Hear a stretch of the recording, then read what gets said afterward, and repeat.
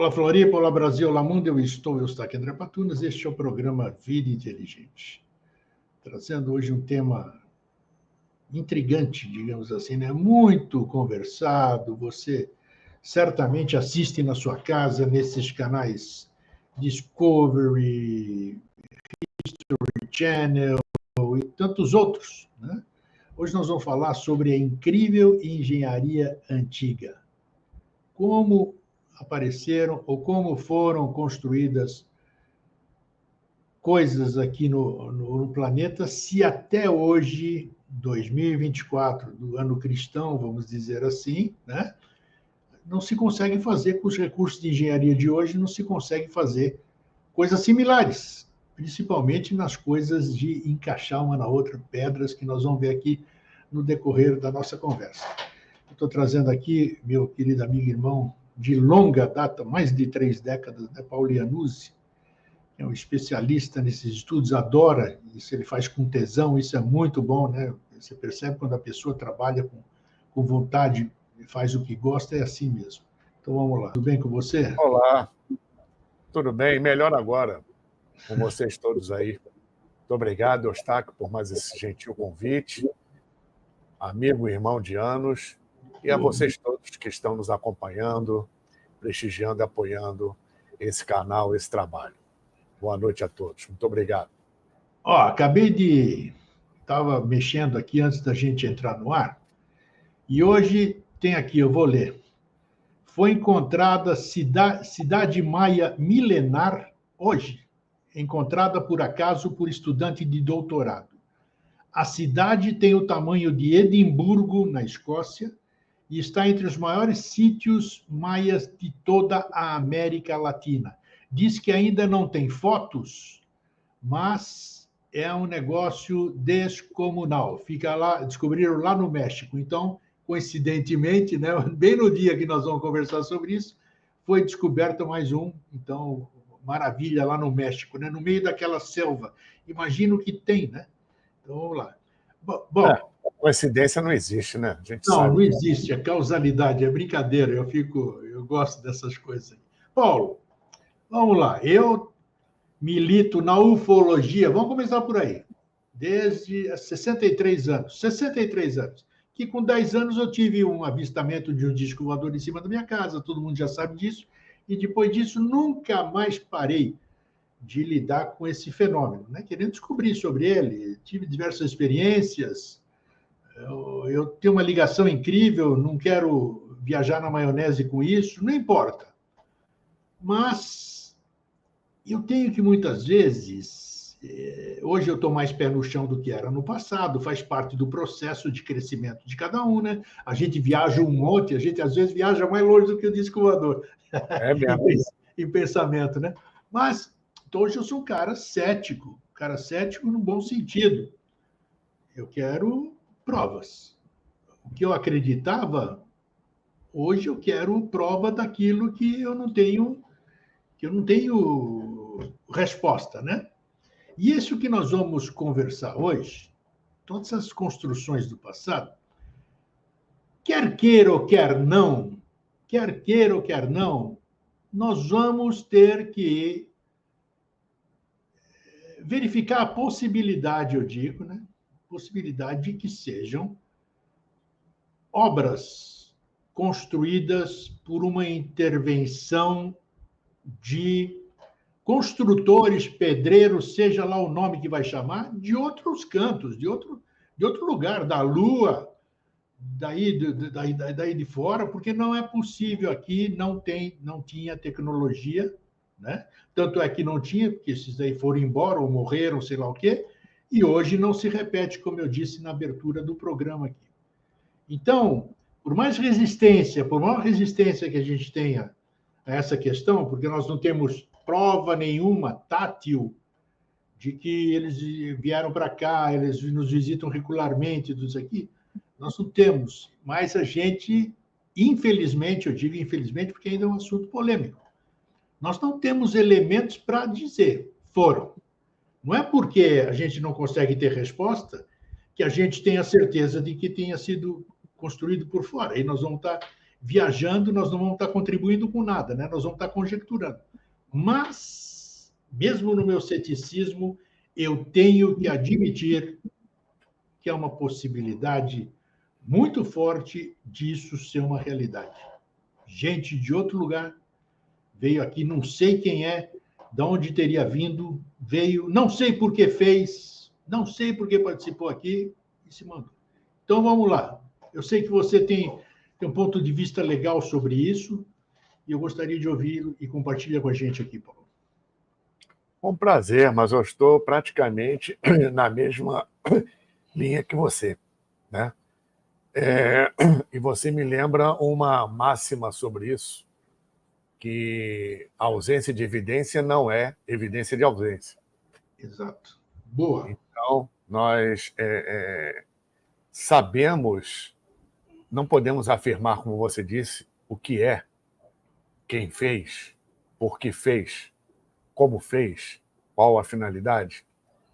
Podemos dizer, ao contrário de muitas teorias e justificativas científicas que não correspondem a um ser pensante, né, qualquer que seja, mesmo sendo leigo, compartilhar e corroborar com algumas dessas teorias que justificam ou explicam de uma forma parca, pobre, né, como isso tudo e por que isso tudo existe, foi criado, etc. E tal, né?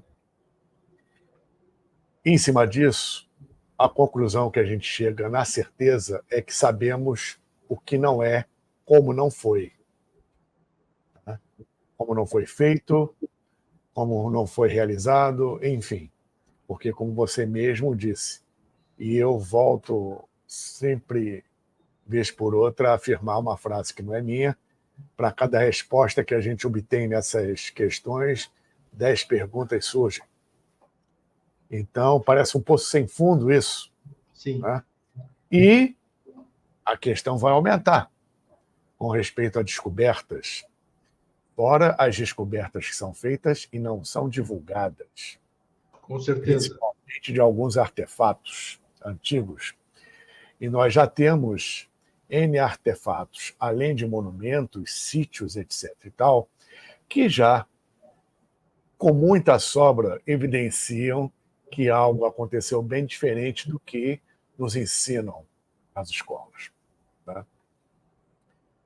Enfim, e muita coisa ainda vai ser elucidada, vai ser descoberta. Não me surpreende esse tipo de descoberta. Até mesmo aqui na Amazônia já está se descobrindo muita coisa e vai se descobrir mais. Tá? E dentro disso, nós temos, na linha de conhecimento que você bem conhece, teosófico, eubiótico, oriundo principalmente do Extremo Oriente, Índia Antiga, Tibete e também de Egito, tá? A questão relativa aos povos mais remotos antediluvianos, oriundos da antiga Lemúria e da antiga Atlântida, principalmente. Sim.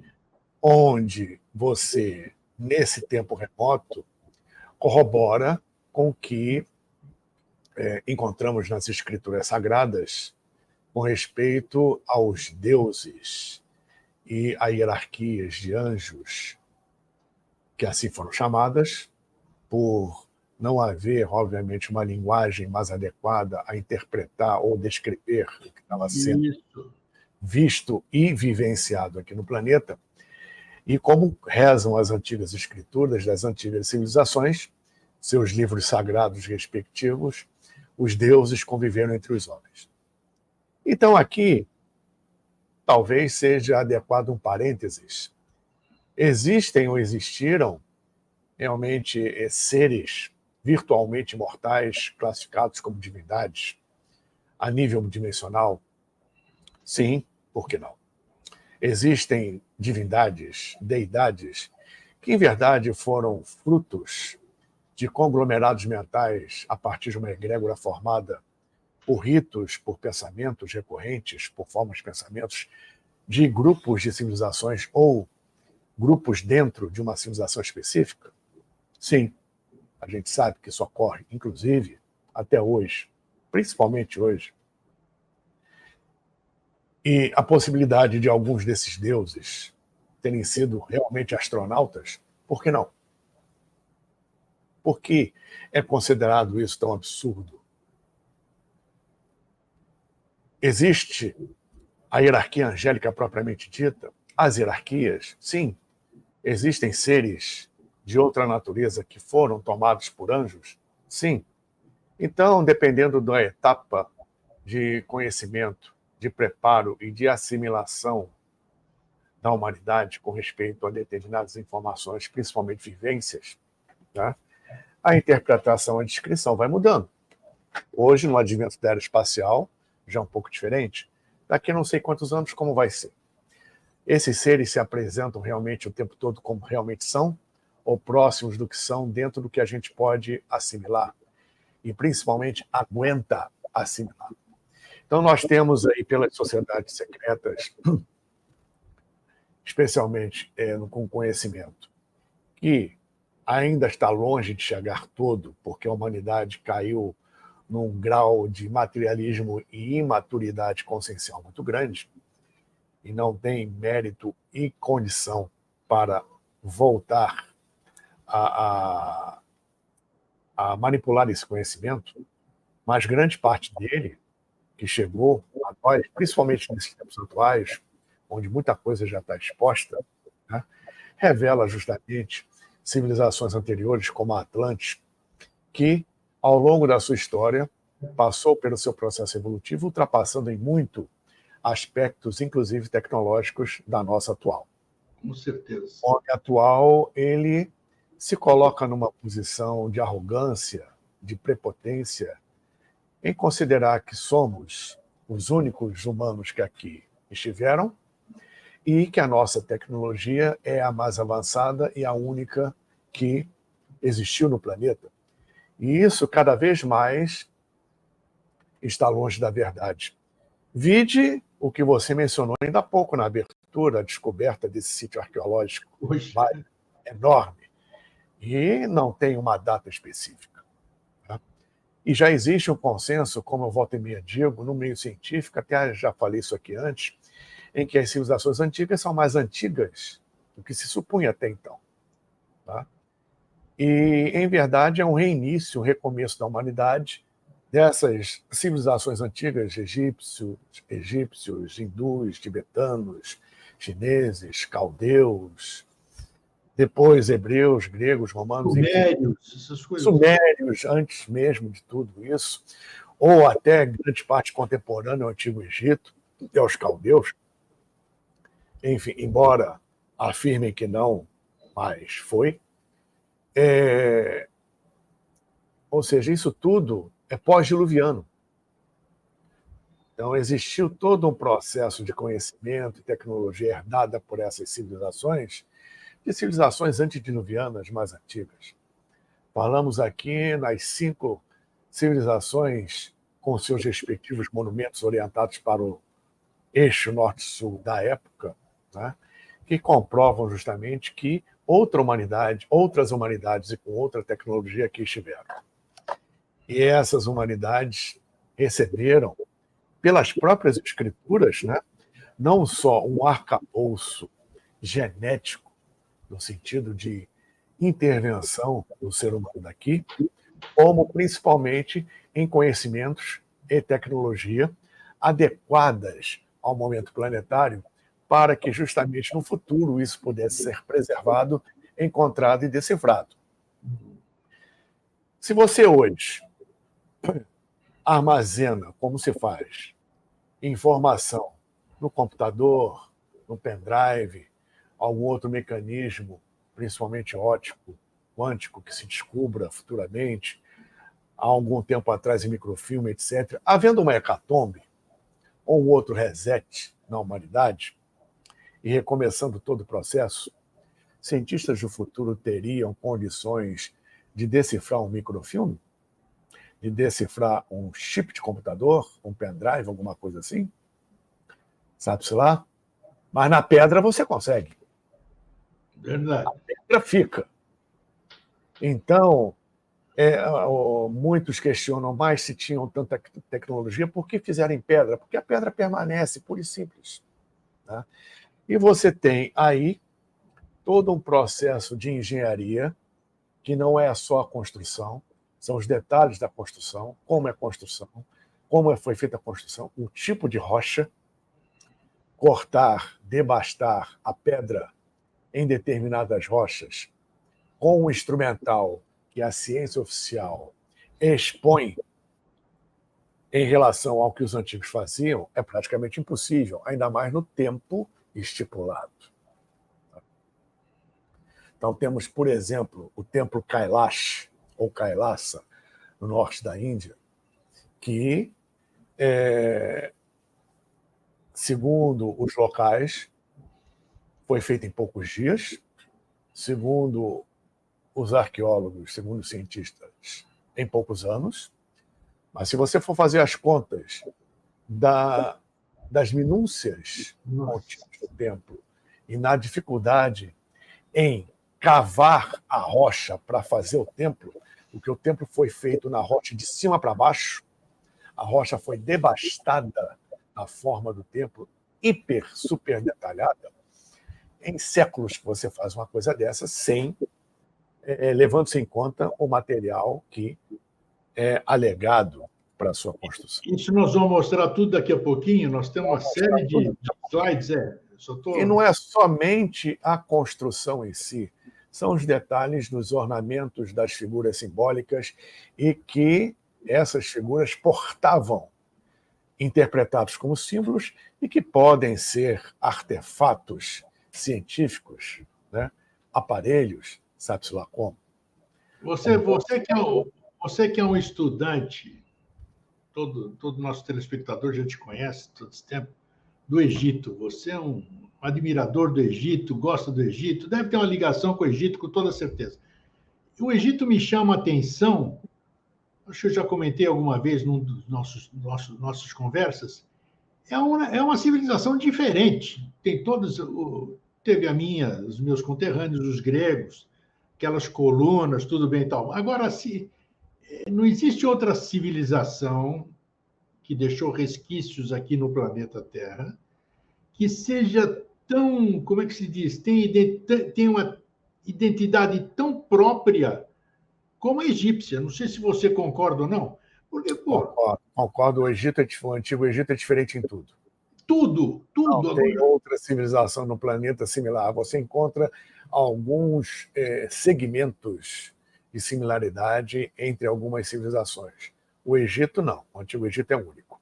Exatamente. Embora muita coisa tenhamos herdado do Antigo Egito, né, na sua origem ele não teve paralelo. E não tem até hoje. Não tem. E ainda dizem, você deve saber melhor do que eu, sabe melhor do que eu, que tudo ainda está para ser descoberto, ou seja... Sim, mais da metade do Egito está debaixo da areia, sem exagero. Então, imagina arqueológica científica. 60% pelo menos está debaixo da areia. Quanto a gente vai se impressionar ainda com o que vai aparecer por aí. A começar pelo que tem embaixo da esfinge, que já o Paulo falou da política de acobertamento, né, que existe muita, sabe-se lá por quê, né? Sim. Diz que as próprias pirâmides ali, o dia que descobrir para que serve a pirâmide, aí vão se impressionar, uma série de coisas. Muda tudo. Eu acho que eu vou estar aqui para ver, mas é fantástico, realmente. O que você diz? O Egito, por exemplo, Paulo, fala. Não, desculpe. Conclua. Conclua, é isso aí. Eu ia falar para você começar a falar do Egito. O sensitivo Edgar Cayce, na década de 30, dentre outras visões, afirmou que debaixo da pata esquerda da esfinge existe uma sala que ele chamou de Sala dos Registros, que contém um grande volume de conhecimento e documentação atlante, inclusive sobre a construção das pirâmides. E a egiptologia atual, capitaneada principalmente pelos arqueólogos egiptólogos do Cairo, egípcios, né, ainda reafirmam que a pirâmide não tem, a esfinge não tem nada dentro. Né? Eles sabem que tem. Né? Por algum motivo, principalmente político, a nível global, né, é muita coisa ocultada ou não divulgada. E não é só nesse meio arqueológico, meio científico em geral.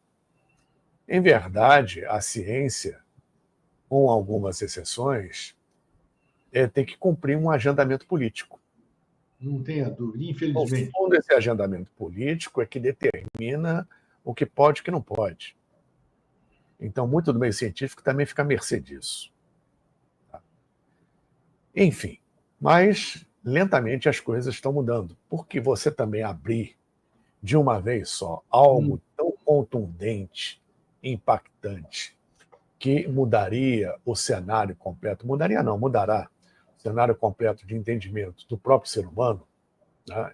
Onde ele vive, como ele se situa no planeta e no cosmos, abrir isso de uma vez que isso está ocultado há milênios, também é contraproducente, no estágio de consciência que a humanidade mergulhou. Tá? Hoje nós temos, nesse período agora de transição de era, de final de Kali Yuga, uma falta que no Oriente ainda existe, em alguns pontos aqui do Ocidente também, mas, infelizmente, predomina uma perda de uma cosmovisão a tal nível que a sociedade está extremamente individualista, egóica, egocêntrica, enfim. Então, nesse aspecto, o impacto seria muito grande em relação a determinados conhecimentos. Ao mesmo tempo que muita coisa é ocultada, com seus motivos justificados e outros nem tanto, ao mesmo tempo, muita coisa está sendo liberada e vai ser liberada mais ainda. Voltando a citar o que você exemplificou no nosso início aqui, dessa descoberta, além de outras que já foram feitas e serão feitas a cada dia que passa. Então, só para citar um pequeno exemplo, há alguns anos atrás, mais ou menos uns 30 anos aproximadamente, no Médio Egito, bem no meio do deserto, numa daquelas cidades pequenas que tem no Médio Egito, onde se pensava que os faraós não construíam nada ali, estavam se fazendo uma obra para a construção de um novo prédio para os Correios, né, e um shopping. E, ao escavar para as fundações, encontraram 2 pés esquerdos, se não me engano, né, em cima de um pedestal. Um pé e metade de uma canela, com o cartucho do faraó Ramsés II. Ora, se existem 2 pés esquerdos, existem 2 pés direitos.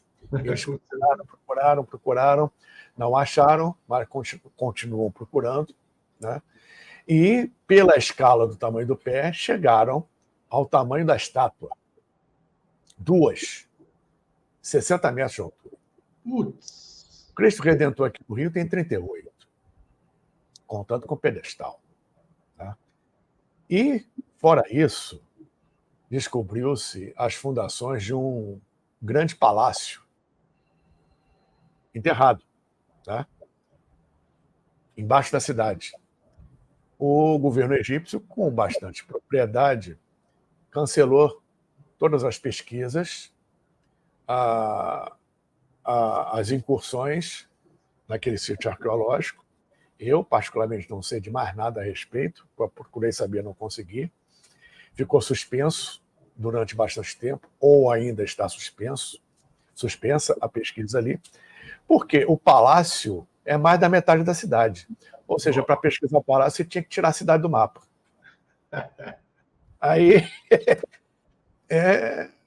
o cara construiu um palácio enorme desse, obviamente com seus pilonos e um templo, com a estátua de 60 metros, no meio do nada, praticamente, né? Porque se você tem uma cidade pequena no interior do Egito, na altura do Médio Egito, hoje, naquela época, então, não tinha nada, era só deserto. Pelo que se sabe, só Akhenaten construiu a grande cidade de Akhenaten, ali, hoje, Tel El Amarna, que foi a nova capital. Fora isso, mais nada. E descobre-se uma coisa dessas, a exemplo do que se descobriu agora, né, entre os maias, no México, um complexo enorme que não se pode mexer, senão tem que tirar a cidade fora. Tamanho de Estocolmo, isso aí que você viu? Edimburgo, né? Imagina isso. É um negócio de louco. Então, para que construir isso? Quais as civilizações que existiam que tinham um porte dessa natureza a ponto de construir isso? Uma cidade descoberta agora do tamanho de Edimburgo. Quantos milênios deve ter isso? Sei lá. Qual a civilização que ocupou aquilo ali? Quem construiu, como construiu, para que construiu, por exemplo, o complexo das pirâmides de Titiwacán? Porque, Paulo, você sabe, todas as representações, inclusive, desses seres, dessas épocas, você pode ver até o próprio egípcio. O egípcio ele tinha crânio alongado, sei lá. Né? Um diz que eles botavam tiaras lá, sei lá, alguma coisa parecida, para fazer com que o crânio crescesse para aquele lado.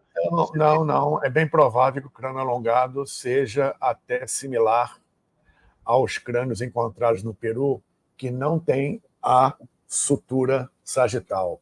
Aí é que está. Então, é humana. Né? E no Antigo Egito, algumas dinastias, e a última foi a 18ª, que, dentro do mito, eram as dinastias oriundas dos deuses. Exatamente. E a última foi a 18ª. Aí você vê aquelas formas. Do pai de Hatshepsut até Tutankhamon. Então, aí você vê as formas. Por alguns faraós. Formas de reptiliana, forma de bicho, forma de cães. Nós estamos falando aí do Egito. As famosas, não há quem não conheça, até quem não gosta do assunto, do deserto de Saqqara ali, aqueles seres pintados daquela... Os caras vão tirar da onde aquilo lá? Vão imaginar da onde? Eu só posso criar... Eu estive lá, enfim. Você viu isso aí? Vi pessoalmente. Documentei do que se pode documentar, porque tem lugares que não pode tirar foto. Pode, né? Aí é que está. Então, mas eu só posso escrever ou desenhar alguma coisa que eu tenha visto. Eu não posso imaginar nada que não exista. Claro. Não é, pô. Como Hermes Trismegistus, nas 7 leis universais, e o desmembramento dessas 7 leis coloca com bastante propriedade. Não existe nada, absolutamente nada, que você possa reconhecer e identificar no outro que não tenha dentro de si. E vai contestar uma afirmação dessa? Não dá. Então, mais ainda, dentro do que você falou, eles pegaram alguma referência. Não tenha dúvida. Isso é do ser humano. Então, se você tem no Antigo Egito, por exemplo, todos os relevos e pinturas onde a cor de pele é a cor de tijolo, é mais parecido com o índio norte-americano e também o índio brasileiro do que qualquer outra coisa. E dentro do estudo oculto, a gente vê que a última sub-raça atlante era vermelha, que os herdeiros disso você tem entre os nativos norte-americanos. A questão folclórica e mítica de algumas tribos norte-americanas com respeito a Marte. Sim. As pirâmides em Marte. Índios brasileiros, parecido. E você tem numa civilização egípcia uma etnia ímpar. Porque é diferente do indiano. O moreno do indiano é diferente. O egípcio, da nobreza e dos faraós, era avermelhado.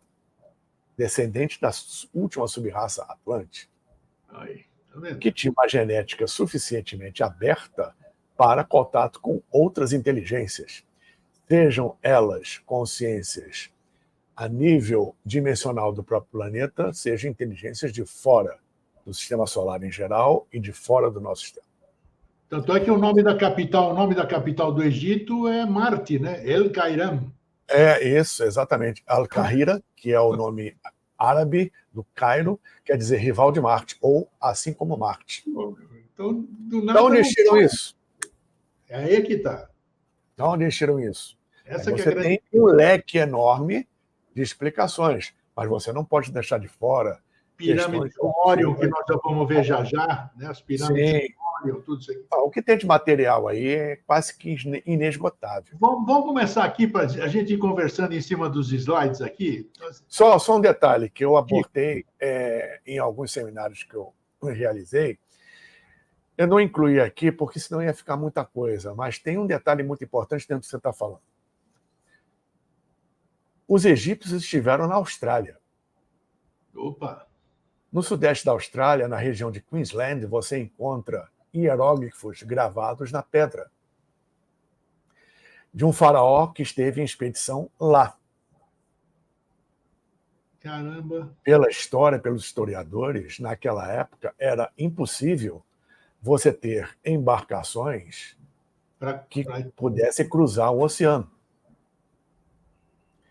Daí a justificativa, a explicação histórica, ou seja, científica, da impossibilidade dos fenícios terem atravessado o Atlântico. Agora, vindo para o Brasil, que a história do Brasil começa em 1200 a.C., com os fenícios aqui. Em verdade, começa muito antes, a Atlântida. Mas vamos deixar isso para depois. Se os egípcios conseguiram atravessar o Oceano Índico e parte do Pacífico para chegar no sudeste da Austrália, o faraó morreu lá. Na verdade, era um príncipe, com hieróglifos gravados ali. Onde? Isso foi descoberto no início do século XX, lá para 1910. 2020, 2022, isso foi retomado em termos de pesquisa. Chamaram equipes de egiptólogos da Universidade do Cairo, foram até lá e atestaram a veracidade. Isso aqui é hieróglifo nosso, egípcio mesmo, na Austrália.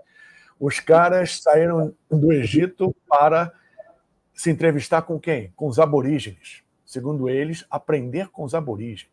Olha aí. E levaram um presente de volta. Porque o Antigo Egito... Os fogões são da Austrália, né? Levaram um presentinho de volta para o Egito. Porque o Antigo Egito é o único lugar do mundo, fora a Austrália, que tem bumerangue. Olha... Eu vi bumerangue no Museu do Cairo. Vários. Muitos até do próprio Tutancâmon, do faraó Tutancâmon.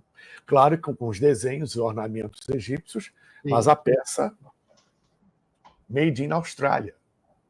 Olha só. Eles trouxeram e reproduziram. Ou seja, para que isso? Coisas inexplicáveis. Ou seja, a capacidade que os antigos tinham, conhecimento e tecnologia, inclusive para atravessar o oceano, é algo inimaginável. Só isso aí já cai por terra a teoria que eles eram incapazes de cruzar os mares. Com certeza. Então, a possibilidade dos fenícios terem estado no Brasil é real. Realmente aconteceu. Tanto que nós temos muitas provas na costa do Brasil, no interior do Brasil, provas não, evidências, principalmente na Pedra da Gávea. Sim, sim. É isso. Vamos lá, vamos começar aqui, que tem muita conversa aqui no primeiro slide aí, vamos lá. Isso aí fica no complexo de Tiahuanaco, perto do lago Titicaca, na Bolívia. É a cidadela de Pumapunco.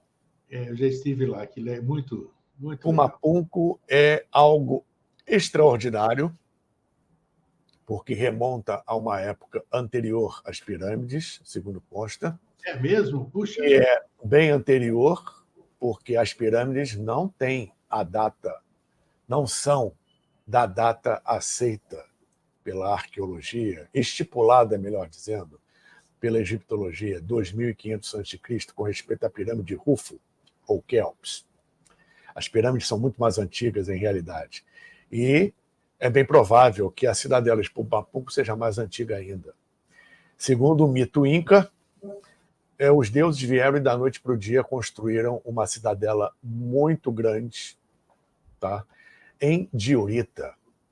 Basicamente, nem todos os elementos, mas 80% em diorita. Diorita é a pedra mais dura que existe, que os antigos egípcios também utilizavam e moldavam. Aliás, Imhotep recebeu dos deuses, principalmente do deus Khnum, a chamada arte de moldar a pedra.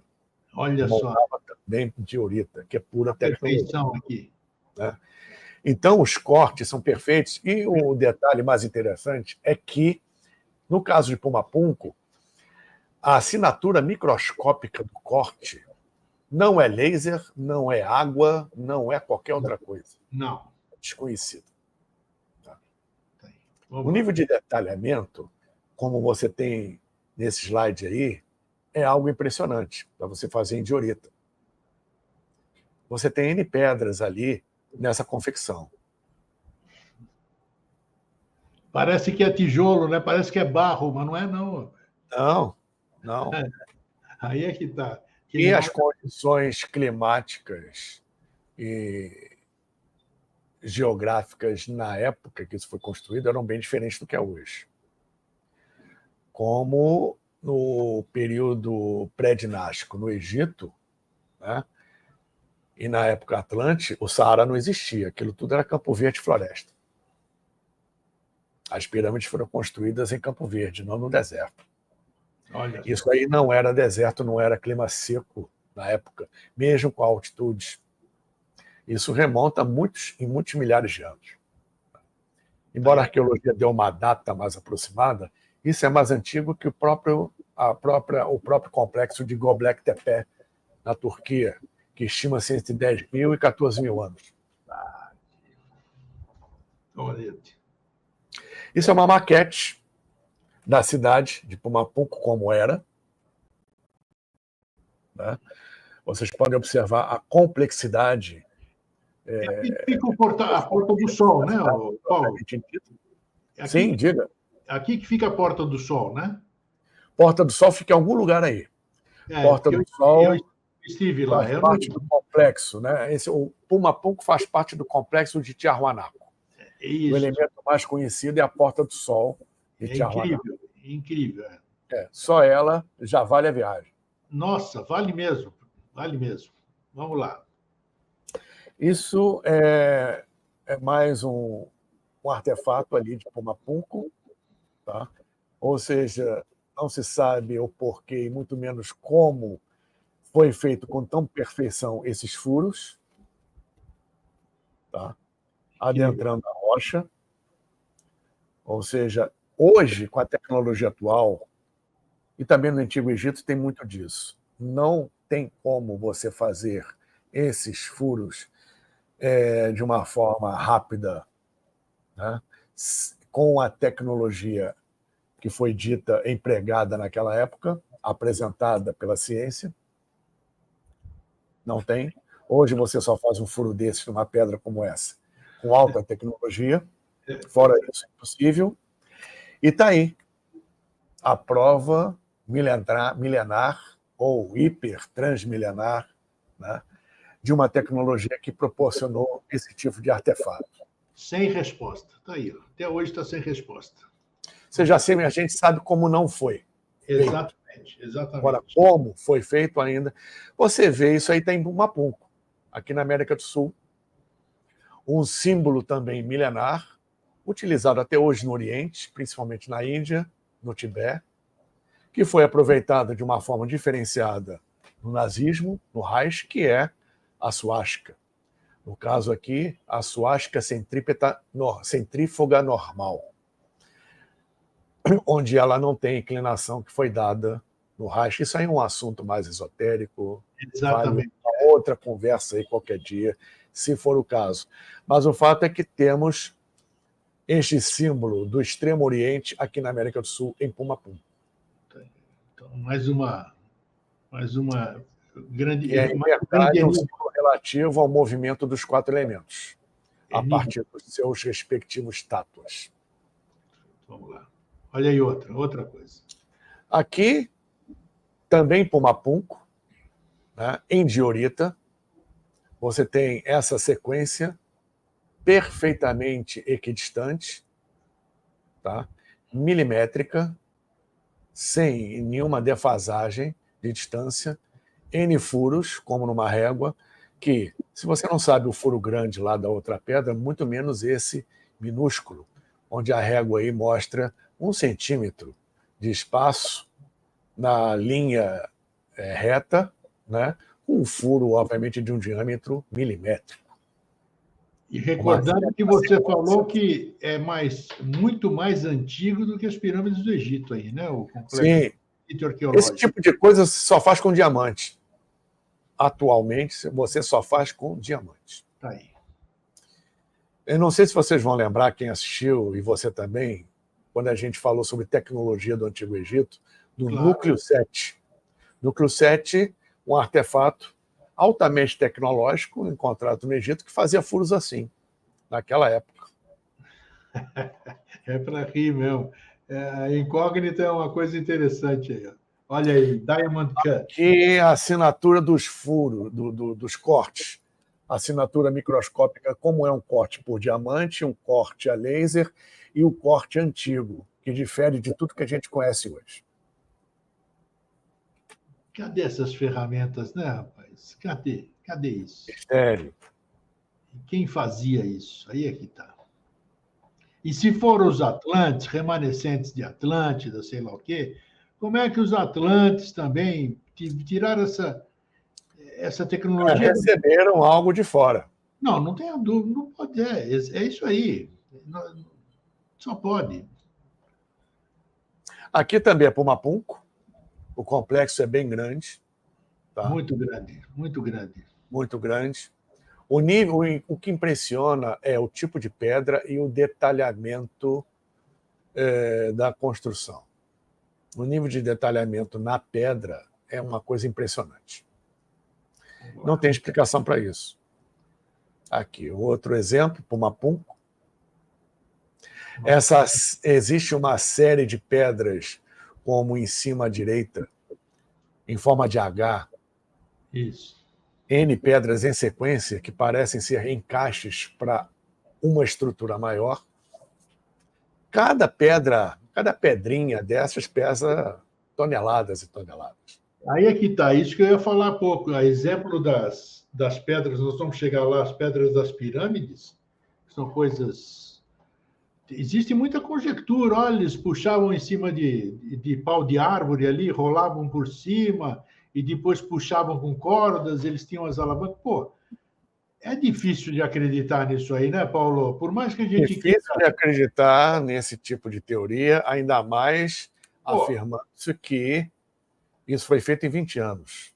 Aí é que está. Se você fizer as contas, cada bloco de pedra daqueles, só da Grande Pirâmide, não estou falando nem das outras, só da Grande Pirâmide, o interior, as câmaras do interior da pirâmide, tipo Grande Galeria, Câmara do Rei, enfim, tudo em granito. As pedras de fora que montam a pirâmide são de calcário. Cada uma delas pesa pelo menos 2,5 toneladas. Você mostrou aqui num programa incrível. São 2,5 milhões de blocos de pedra. Fazendo as contas, para você construir isso em 20 anos, você tem que ter uma mão de obra estúpida em termos de quantidade, né?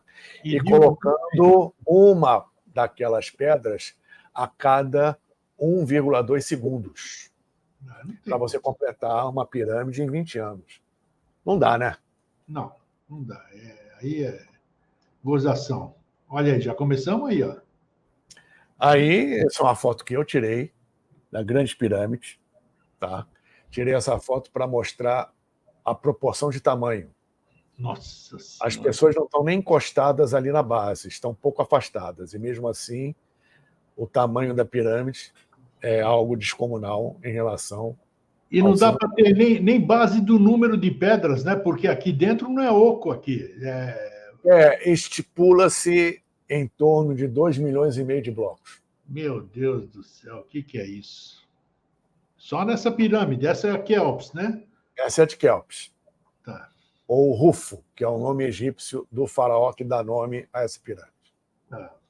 Quéops é uma Rufo. Aí uma foto minha ali na... Bem? Tá fazendo barulho o teu microfone aí, Paulo. Sumiu o som agora. Você mexeu em alguma coisa. Fala agora. Não. E agora? Agora sim, tá. Você mexeu em alguma coisa aí, puxou algum cabo. Deve ser o fio, está com mau contato aqui. Eu vou ter que trocar esse microfone, já não é a primeira vez. Tá. Vamos lá. Aqui. Aqui é a foto que eu tirei, que foi tirada minha da Grande Pirâmide, um pouco mais afastada. Quando eu entrei na pirâmide, não era permitido foto, não era permitido levar filmadora, máquina fotográfica, então eu não tenho fotos do interior da Câmara do Rei, só as externas. Já vale muito a pena. Mas existem N fotos por aí na internet, vocês podem pesquisar. As fotos dos malucos que sobe proibido e tira foto de lá de cima, né? Ah, sim, é proibida a subida. Mas o cachorrinho que subiu... Do cachorrinho é sensacional. Sensacional. Sensacional. Ele não queria saber, não quis saber. Mas hoje em dia é proibido subir. Aqui, essas fotos eu tirei, é a face voltada para o deserto. Né? O Cairo fica do outro lado. É um acesso por estrada que você tem ali, até mesmo para o caminho para as Esfinge, por trás. Eu fiz questão de tirar essa sequência de fotos para mostrar algo muito interessante. Tá? A de Kelps é a mais ao fundo. Essa, em primeiro plano, é a de Khafre, respectivamente Rufo, em egípcio, e Hafra, em egípcio. Sim. Parte para outra foto aí. Vamos lá. Aqui. Eu aproximei um pouco da pirâmide Khafre, tá? A pirâmide Kelps ao fundo, passa para a próxima foto. E eu fiz essas aproximações para mostrar justamente algo muito interessante.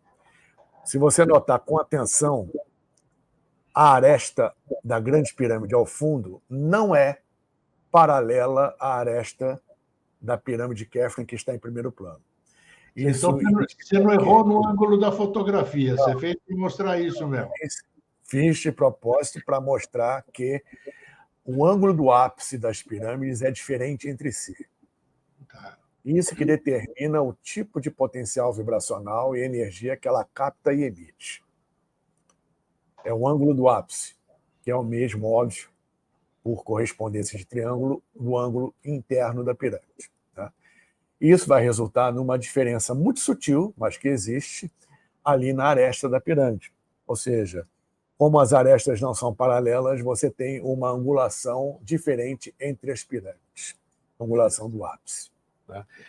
E, obviamente, isso não é erro de construção.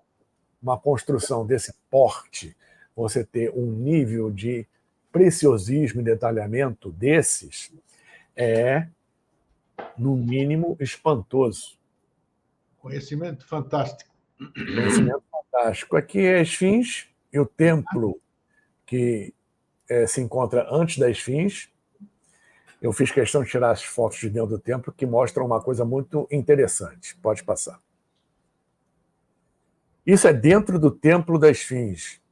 Se você observar, tirando o nivelamento das pedras, o encaixe das pedras é muito similar ao encaixe das pedras que a gente encontra em monumentos e cidadelas aqui na América do Sul. Na América Peru e na Bolívia, principalmente Sacsayhuamán e Machu Picchu. Maravilhoso. Pode passar. Aí. Isso aqui é no Egito, é no templo de acesso à Esfinge. Muito parecido com o que a gente encontra aqui na América do Sul. Pode passar. E não tem nenhum hieróglifo, o que é raro no Antigo Egito. Os egípcios registravam tudo, e ali você não tem. Essa pedra aqui, eu fiz questão de tirar essa foto porque ela é impressionante. A pedra é um bloco em 90 graus. Dá para ver aqui, não tem emenda, não tem nada. Não tem emenda. A pedra é em 90 graus. No mínimo inusitado. Loucura. Pode passar. E aqui é Sacsayhuamán, aqui no Peru. Chama isso aqui, essa é chamada até de pata do puma. É a pata do puma. Exatamente. Até tinha me esquecido desse termo. O encaixe das pedras é similar, só que aqui a pedra é mesmo sem ela ser alisada. É incrível. Mas o resto é a mesma coisa. E aqui, eu acho que eu estive lá 3 vezes naquela região do Peru, tudo, e essa construção é inteligente também. Além das pedras serem um corte fantástico, elas são dispostas de uma forma que distribui o peso. Não tem uma... Sim. Meu, aí Você já é demais. encontra N particularidades nessas construções. É Não é incrível. simplesmente construir e acabou. Não é incrível. Tem alguma inteligência... Olha Aqui que uma visão mais ampla, Sacsayhuaman. Né? Vamos lá. Isso aqui também é muito interessante, é em Baalbek. O templo foi construído em cima dessa estrutura de pedra pelos romanos, o Templo de Júpiter. Só que essa estrutura base aí é muito mais antiga. É do período pré-diluviano. Nossa, que é isso? Porque você tem ali, observe, as pedras maiores, o comprimento delas são pedras de mais de 10 toneladas, cuja pedreira fica distante. Só levar essas pedras para aí e colocar nessa posição, não se sabe. Se você reparar embaixo, no canto esquerdo, olha o tamanho da pessoa em relação às pedras.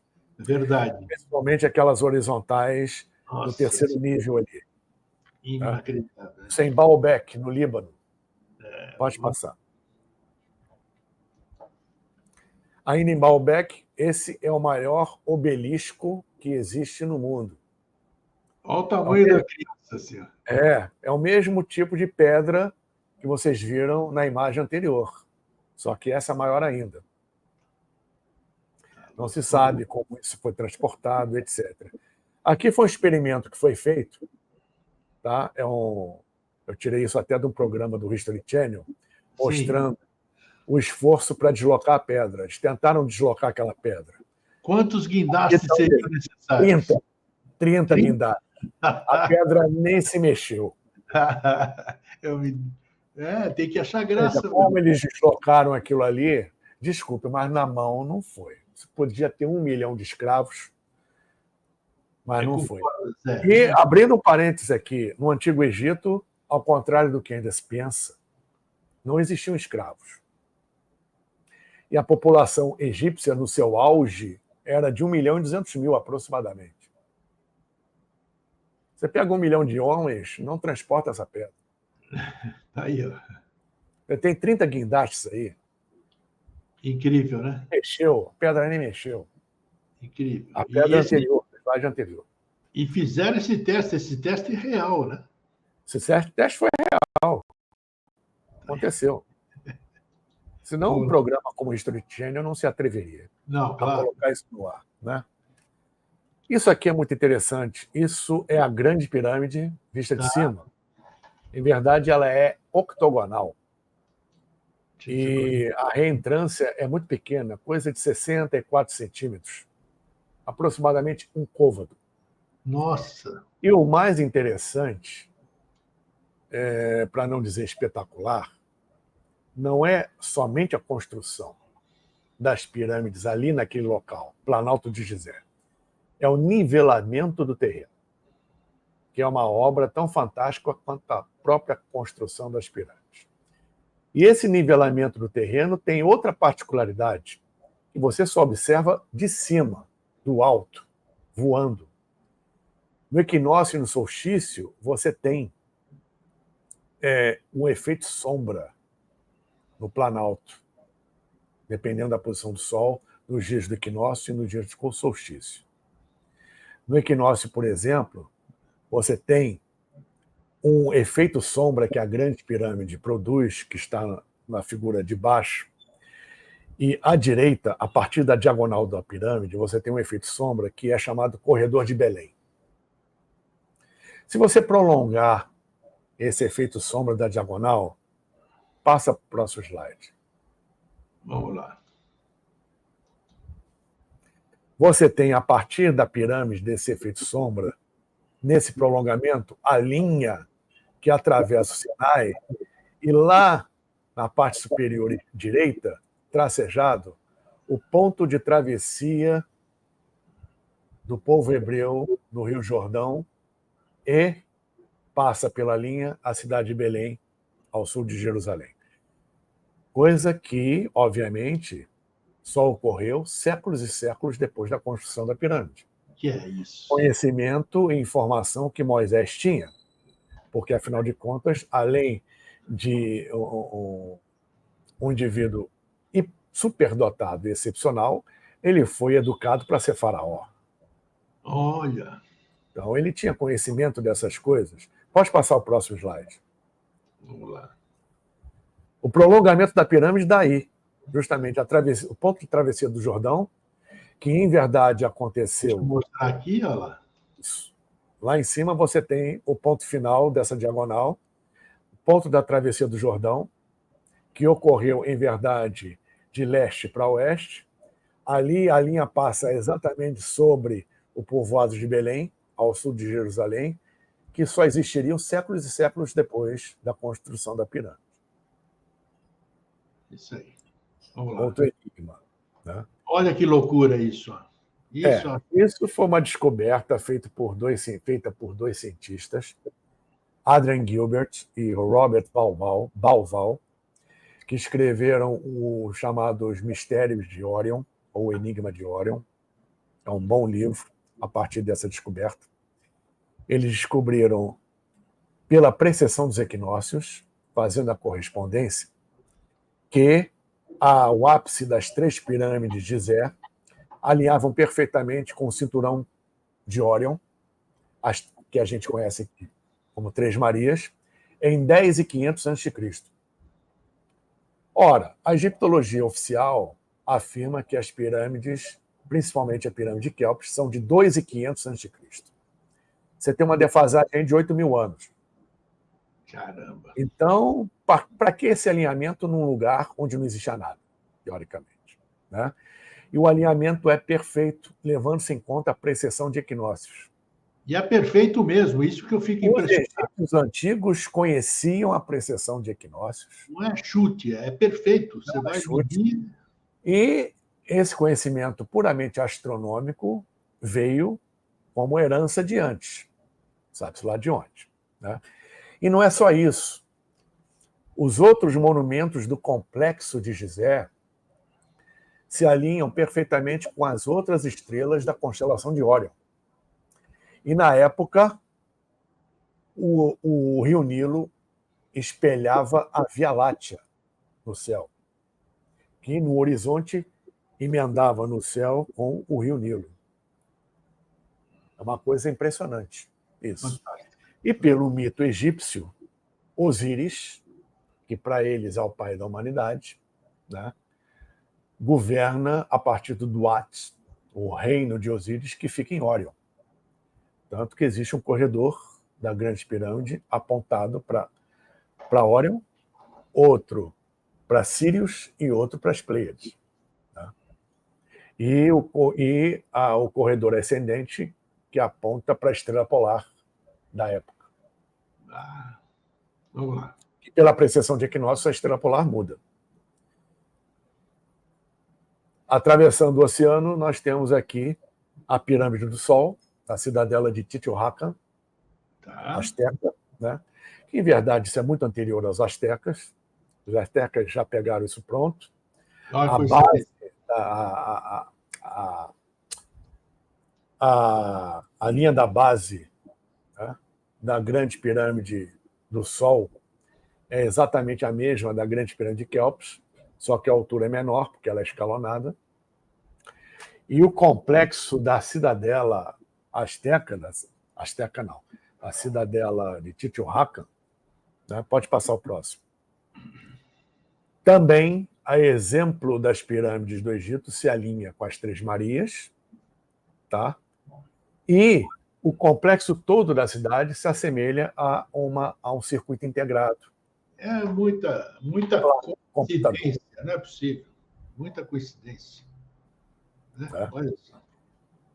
E tem outro detalhe a respeito da cidadela asteca. A partir da Pirâmide do Sol, você tem avenidas a partir da Avenida dos Mortos, paralela à chamada Avenida dos Mortos, que é a avenida principal, que beira o lado da base da pirâmide. E você tem avenidas menores paralelas. Só que as avenidas menores paralelas, cada uma delas está em relação à Pirâmide do Sol, a mesma distância em escala dos planetas em relação ao Sol. Uma avenida correspondente a Mercúrio, outra a Vênus, outra ao complexo Terra-Lua, outra a Marte, outra ao cinturão de asteroides, que no mito maia é um planeta. Depois vem a avenida de Júpiter e assim por diante. Mistérios. Grande mistério. Aqui, o outro extremo aqui do planeta, você põe o Egito no meio, você tem no lado das Américas, indo para o Ocidente, as cidadelas maias e astecas. E do outro lado, no Oriente, você tem os complexos hindus e o complexo de Angkor Wat, no Camboja. Isso também é muito interessante, por quê? Além da complexidade da construção, esse complexo tem um alinhamento perfeito em relação às estrelas da constelação de Draco. Incrível, olha. Incrível. A gente colocou alguns slides aqui para dar uma ilustração. Dá uma olhada aqui. O que tem por aí de... Não, eu sei. Nossa, a gente ficaria aqui 3 dias. Na Tailândia tem um outro, onde a festa do Buda é comemorada, mas a construção, um grande templo lá, é um negócio magnífico. Aqui é na Etiópia, Lilibela. Muito parecido com o Monte Kailash. Com o Monte aqui, Kailash. Isso é feito no buraco, de cima para baixo. Isso não é esculpido, montado, erguido. Isso é devastar a rocha. Que é nesse isso. Formato. É incrível. Né? Olha o tamanho. É mais impressionante. Olha o tamanho disso. Sim. Tem umas olhas. Esse é o Templo Kailasha, no norte da Índia. Tá? Existem N fotos sobre isso. Aqui não dá para ver. Aqui, o Paulo está falando, eu já vi os detalhes disso aqui. É para você. É um negócio impressionante. É para você ficar boquiaberto. Deixa eu ver se aparece. Isso também é esculpido de cima para baixo, numa única rocha. Dá para ver alguma coisinha. Como é que vai esculpir desse jeito? O nível de detalhamento disso, principalmente no interior, é inexplicável. Em cima do tempo também, maravilhoso, olha. Então agora fica. Cada um pensa o que quiser. Nós demos a entrada, eu falei o que eu penso, o Paulo mostrou evidências aqui, agora livre-arbítrio de cada um tentar. Cada um que tire suas próprias conclusões. Perfeito. Mas, para isso, não aceitem qualquer coisa que for dita, que for lida, que for evidenciada. Pesquise. Tirem suas próprias conclusões. Vá lá, se possível, experimente e tire suas próprias conclusões a partir disso. Perfeito. Obrigado, Paulo. Maravilhoso. Eu que agradeço, querido. Como sempre. Até uma próxima oportunidade. Até mais. Muito obrigado a você, Eustáquio, e a todos vocês. Que Deus abençoe a todos nós. Namastê e Jatira. Muito obrigado. Abraço. Gente, tem muitos mistérios, né? Shakespeare já dizia: há mais coisas entre o céu e a terra do que supõe a nossa vã filosofia. O cara não ia falar isso aí do nada também, né? Por que ele falou? Tentemos acessar a essência de Shakespeare para descobrir o que ele quis dizer, né? Mas está aí, um monte de... Mostramos uma pequena parte, como o Paulo bem frisou aqui. Nossa, tem imagens... A gente passaria dias aqui mostrando as imagens. Coisas fantásticas. Então, uma grande incógnita, né? O mundo, a vida é uma incógnita. É isso aí, gente. Fraterno abraço e um feliz sempre. Até a semana que vem. Tchau.